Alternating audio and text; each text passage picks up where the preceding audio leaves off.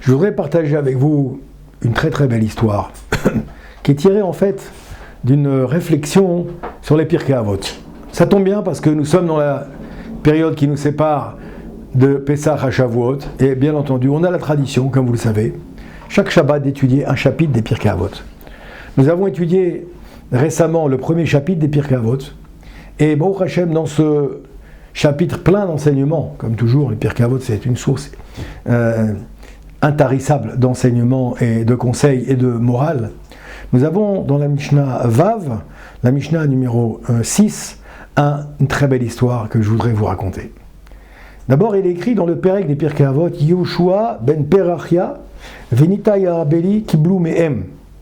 Yehoshua ben Perachia Omer, Ase lecha Rav, Ukne lecha Chaver, Ve'eve Dan et Kol Adam lekav zechut.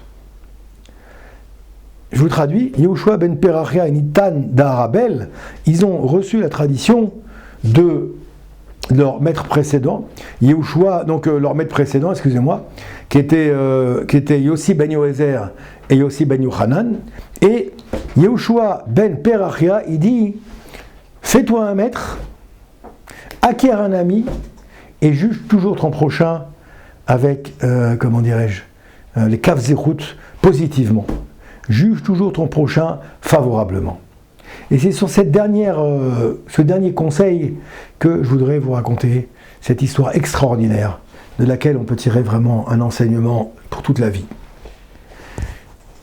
Juge chaque personne toujours favorablement, nous dit la Mishnah, nous dit Yabi Yehoshua ben Perachia. Et il était une fois là-bas, il y avait un grand rave qui s'appelait Rabbi Tzvi Hirsch Horowitz. C'est son nom. Retenez le nom. Rabbi Tzvi Hirsch Horowitz. Il était Avbeddin d'une très grande ville en Europe de l'Est. Et là-bas, qu'est-ce qui s'est passé? Il avait un shamash, un mécharet, un serviteur qui s'occupait de sa maison et qui s'occupait aussi de la synagogue. Ce serviteur, retenez le nom, vous le connaissez, il est célèbre. Il s'appelait Rabbi Meir Henschel Rothschild. C'était son nom. Et voilà que c'était le premier ancêtre de la famille de Rothschild. Et qu'est-ce qui s'est passé? On nous raconte dans l'histoire que le Rav avait une fille qui n'était pas mariée. Et voilà qu'il économisait de l'argent pour organiser le mariage de sa fille qui était prévu dans une courte période. Et une fois qu'il a économisé cet argent, il a réussi à réunir 500 dinars d'or. C'était des pièces d'or, on appelait ça des dinars. C'était une somme très importante pour l'époque. Le Rav ne savait pas où mettre cette somme d'argent. Qu'est-ce qu'il a dit? Il a dit le seul endroit dans lequel je peux mettre cet argent où je suis en confiance totale, je vais le mettre à la synagogue. Il est parti à la synagogue, il avait là-bas un casier où il mettait ses affaires, où il mettait ses livres d'études. Il a mis là-bas ses pièces, 500 dinars d'or, et il s'est dit, je suis tranquille dans cet endroit-là, personne pourra le retrouver. L'histoire nous raconte qu'on est arrivé veille de Pessah, 14 Nissan, comme c'était notre cas il n'y a pas très longtemps, et il est parti faire Bedikat Hametz, vérifier dans la synagogue s'il n'y avait pas de Hametz, comme on le fait tous, dans tous les endroits où il aurait pu avoir du Hametz. Il va à la synagogue, il commence à tout nettoyer, tout vérifier, il ouvre son casier pour vérifier s'il n'y avait pas du Hametz, mais il se rend compte qu'il n'y a pas de Hametz, mais par contre, là, il a un gros problème, l'argent n'est plus dans le casier. Les 500 dinars d'or qu'il a économisé laborieusement, qu'il a mis des années à réunir, ne sont plus là. Bien entendu, c'est une catastrophe. Il cherche partout dans la synagogue, il ne trouve pas. Il rentre chez lui, il cherche partout, il est affolé, il ne trouve pas. Il doit se rendre à la raison. On a volé la bourse de pièces d'or à la synagogue. Il rentre chez lui catastrophé, mais il dit « Akol letova », tout est pour le bien. Et quand il rentre chez lui, il y a quelqu'un de sa synagogue qui vient le voir, au nom de tous les fidèles de la communauté, et qui difficilement, timidement, il dit au Rav, écoutez, excusez-moi de vous déranger, je sais combien vous êtes perturbé par cette histoire qui vous est arrivée. par ce vol qui a eu lieu à la synagogue a priori, et cette grosse somme d'argent que vous avez perdue, qui allait vous permettre d'organiser entre autres le mariage de votre fille, entre autres. Et le Rav lui dit, absolument, mais bon, à Kol Letova, ce que fait Dieu, c'est pour le bien. C'est vrai que c'est dramatique pour moi, mais tout est pour le bien. Et le monsieur, le responsable de la communauté, qui représentait les fidèles de la communauté, il dit, écoutez Rav, on est désolé de devoir vous le dire, mais vous savez qu'il y avait 2 personnes qui étaient au courant seulement de là où vous cachez cet argent. 2 personnes uniques qui avaient accès à la synagogue. C'était votre serviteur et vous-même. Vous-même, bien entendu, ça ne peut pas être vous qui avez volé votre propre argent. Donc, malheureusement, on pense que c'est votre serviteur, Rabbi Meir Angel Rothschild. Alors, le Rav, spontanément, il dit absolument impossible. Mon serviteur, j'ai une confiance absolue en lui. J'ai une confiance totale en lui. C'est pas possible que ce soit lui. Et ils repartent, bredouille, si je puis dire. Mais les jours passent et ils reviennent à l'assaut. Ils disent, Rav, écoutez, on est vraiment désolé. On a tourné dans tous les sens le problème et on pense vraiment que c'est votre chamache qui a dérobé les pièces d'or. D'ailleurs, vous savez, regardez, ça fait déjà plusieurs jours qu'il ne vient pas à la synagogue, n'est-ce pas? Vous savez pourquoi? Le Rav dit non, je ne sais pas pourquoi. Eh bien, votre chamache vient d'ouvrir un commerce. Il vient d'ouvrir un commerce qui marche très très bien. Il y a beaucoup de monde qu'on va aller à son commerce, etc. Et c'est pour ça que vous ne le voyez plus à la synagogue depuis quelque temps. Vous le voyez moins. Le Rav ne veut pas rentrer dans sa tête cette possibilité que son chamache l'ait trahi, que son chamache ait volé l'argent. Alors qu'est-ce qu'il fait? Il fait encore patienter les gens de la communauté, mais à un moment donné, il ne peut plus les faire patienter. Alors il dit, ok, je vais aller voir mon serviteur. Je vais parler avec lui. C'est un homme honnête, c'est un homme droit, c'est un homme intègre. S'il y a quelque chose qui s'est passé à son niveau, il le dira. Entre-temps, parenthèse, je reviens à cette histoire-là, entre-temps, il y a une dame qui avait l'habitude de venir faire le ménage chez le Rav Horowitz. Une dame qui était une pauvre. Et le Rav l'aidait en lui donnant une fois par semaine un petit peu d'argent. Elle faisait le ménage, elle rangeait la maison. Et voilà que cette dame se rend maintenant au café du coin un jour.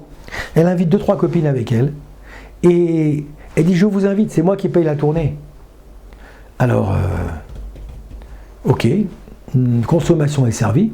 Et à la fin, pour payer, elle sort un dinar d'or qu'elle donne au responsable du bar, du café. Elle dit, tenez, je paye avec ça.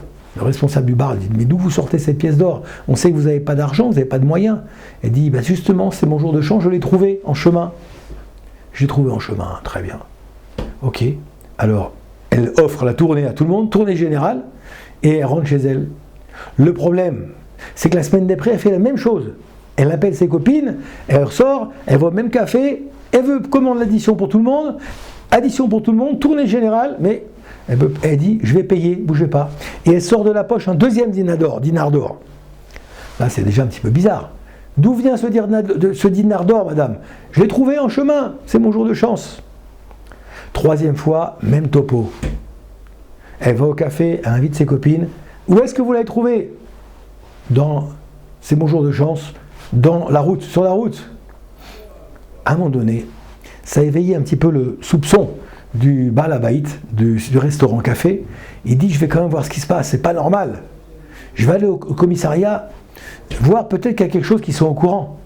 Il va au commissariat de la ville, il rencontre le commissaire, il dit, voilà, il y a une dame qui est un petit peu curieuse, elle vient toutes les semaines chez moi, elle paye l'addition à tout le monde, elle dit, je paye avec une pièce d'or, et cette pièce d'or, je l'ai trouvée en chemin. Je trouve ça un petit peu louche. Le commissaire de police, responsable de la police, des postes de police là-bas, il dit, écoutez, c'est incroyable ce que vous me racontez. Parce qu'en fait, on a appris que finalement, il y a eu un vol. Il y a eu un vol à la synagogue de la ville. Et le Rav Horowitz, le Rav Hirsch Horowitz, qui est un très grand sadique, lui, malheureusement, il s'est fait dérober 500 dinars d'or. Alors on fait un rapprochement peut-être. Il dit, vous savez ce qu'on va faire, le policier au responsable du restaurant? La prochaine fois qu'elle vient, cette dame, appelez-moi, je vais venir discrètement. Et vous ferez ce que je vous dis. Ça ne me manque pas. Le dimanche d'après, tac, elle appelle pas, elle vient au café avec ses copines. le patron du restaurant a juste le temps d'appeler le Rav Horowitz, le responsable de la police, excusez-moi, pour qu'il vienne. Le responsable de la police vient, il se met de l'autre côté, il n'est pas en tenue toute policier, il se met de côté, il prend une consommation. Et maintenant, il avait dit avant, au préalable, au responsable du magasin, du café, tu vas faire boire cette dame un peu plus que d'habitude. Tu lui offres des boissons, puisqu'elle aime l'alcool, tu l'offres, jusqu'à ce qu'elle ait la tête qui nous tourne. Et moi, j'interviendrai. Et c'est ce qui se passe. Première tournée, deuxième tournée, troisième tournée, quatrième tournée, cinquième tournée. Au bout de 5 tournées, le responsable du restaurant dit à la dame, ne bougez pas, c'est moi qui vous invite maintenant. 6e, 7e, 8e tournée, et ils se mettent à boire comme ça. La femme, comme elle a bu, qu'elle est maintenant en état d'ébriété avancé, elle se met à parler. Et elle dit, vous savez les amis, j'étais femme de ménage chez un grand rabbin, ici, des juifs. Et le grand rabbin, il a dit à son épouse et à ses enfants qu'il avait amassé des économies pour pouvoir organiser le mariage de sa fille, beaucoup d'économies. Et j'étais la seule à savoir où est-ce qu'il a mis ses économies, parce qu'il me l'avait dit, il me faisait confiance. Alors voilà, d'où viennent ces dinars d'or? Ça vient des économies du Rav, qu'il avait laborieusement récoltées. Fin de l'histoire, le Rav, quand même rassuré, il sait qu'il a trouvé le voleur, il a trouvé la coupable, et donc il va sanctionner la coupable, il va lui donner sa sanction, mais au moins, bon Hachem, il sait qui est, il sait qui c'est. Et il a récupéré une partie de ses dinars d'or. Le problème, c'est que maintenant, il y a un problème. Qu'est-ce qu'il a comme problème, le Rav Horowitz, mes chers amis? Le problème, c'est qu'entre-temps, il y avait notre ami, le Rav Henschel Rothschild. Le Rav Henschel Rothschild, quand le Rav vient le voir dans son magasin, on en était resté là, le Rav rentre dans son magasin, force d'insister les fidèles de la communauté qui lui ont dit, c'est pas possible, Rav, c'est votre chamache qui a volé l'argent. Allez le voir, parlez-lui, peut-être qu'il va vous le rendre. Force d'insister, le Rav se rend à l'évidence et il part voir le Rabbi Henschel Rothschild, Meir Henschel Rothschild. Il part le voir. Il arrive dans le magasin et il lui dit, je voudrais te parler, mon fils. L'élève est tout content, il est fou de joie, il pense que son Rav est venu pour faire une bénédiction à son magasin. Il dit, merci Rav d'être venu faire une bénédiction à mon magasin, merci beaucoup. Le Rav lui dit, oui, je fais une bénédiction à ton magasin, mais je voudrais te demander quelque chose. Est-ce que tu n'aurais pas entendu parler d'un vol qui a eu lieu avec 500 pièces d'or, etc. Je me suis fait cambrioler, comme tu le sais certainement, à la synagogue. Et j'ai perdu toutes mes économies, tout mon trésor pour organiser le mariage de ma fille. Du tac au tac, écoutez bien cette histoire, les amis. Du tac au tac, le rabbi Meir Henschel Rothschild, il lui dit, oui, c'est moi qui ai volé l'argent. C'est moi qui ai volé l'argent! Alors le Rav, il est rassuré. C'était avant l'autre histoire, hein, Merchila. C'était avant l'histoire de la femme de ménage, etc. Le Rav est rassuré. Il dit, oh là là, merci d'avoir avoué. Et Rothschild lui dit, vous inquiétez pas, je vais payer cash maintenant la moitié de ce que je vous ai pris, et je vais payer, si ça ne vous dérange pas, dans quelques temps, très rapidement, je vais vendre un de mes commerces, je paierai donc la deuxième partie. Il accepte. Le Rav accepte, il dit d'accord, il n'y a pas de problème. Et il s'en va content. Il dit au moins j'ai trouvé la personne qui a volé l'argent, au moins je suis rassuré. Je vais récupérer une somme en plus, j'ai récupéré la moitié, etc. Donc il n'y a pas de problème. Entre-temps, c'est passé l'histoire de la femme de ménage. Elle avait avoué, elle a dit c'est elle qui a volé. Donc le Rav retourne maintenant chez Rothschild et lui dit Rothschild, qu'est-ce qui se passe? Tu es devenu complètement fou. Pourquoi tu as avoué que c'est toi qui avais volé l'argent?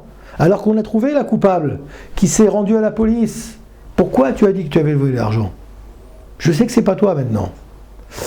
Et Rothschild de prendre la parole, de dire écoutez Rav, quand je vous ai vu, quand il s'est passé cette histoire, qu'on vous a donc cambriolé, d'accord, et que vous avez perdu tout votre argent, j'ai vu dans quel état vous étiez.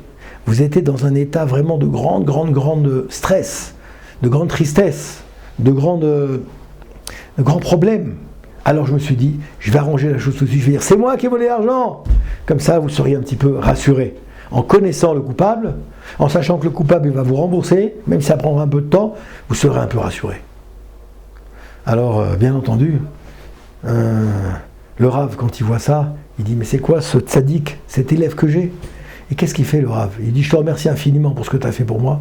Il met la main sur la tête de Rabbi Meir Henschel Rothschild, il lui met la main sur la tête, il lui dit, écoute, pour le geste que tu viens de faire, pour la mitzvah que tu as fait, eh bien, je vais te donner une bénédiction que jusqu'à la venue du Mashiach, toi, tes parents, tes grands-parents, toutes les générations jusqu'à la venue du Mashiach seront immensément riches et feront du chesed dans le monde entier.